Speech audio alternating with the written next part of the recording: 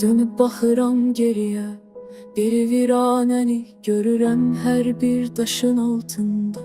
Bir ettiğim hata yatar, sevdiğim insanların ürəyinə bilmədən ot saldım. Gözyaşlarıyla hörülmüş bir divarım var. Ümidim odur ki geç tez bir kifayetdi deyəsən. Bu divar dağılanda, bir əfsəsi eşidəndə düşmüşəm öz izimle.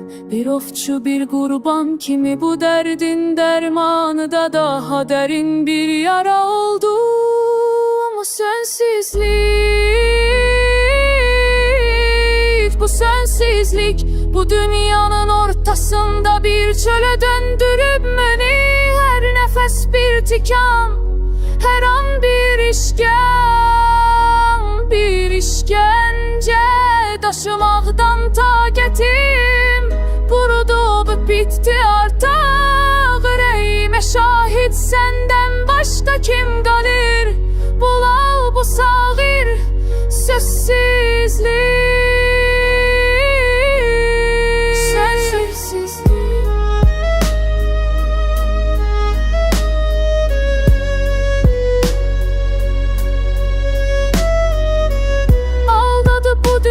Taxtı her bir şahı sultanı, ama belbağ öz canına qəsd etmeydi. Nefsimin ovunda mən hem ovçu hem ov oldum. Gün geldi peşman oldum ama her şey puç oldu. Ama sensizlik, bu sensizlik, bu dünyanın ortasında bir çöle döndürüp beni. Her nefes bir tikan, her an bir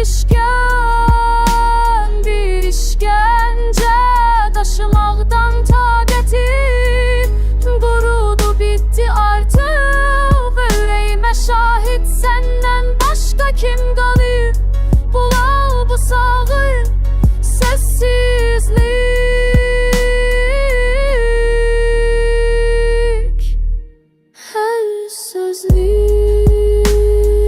Her sözün hatıram, her gölge sensin.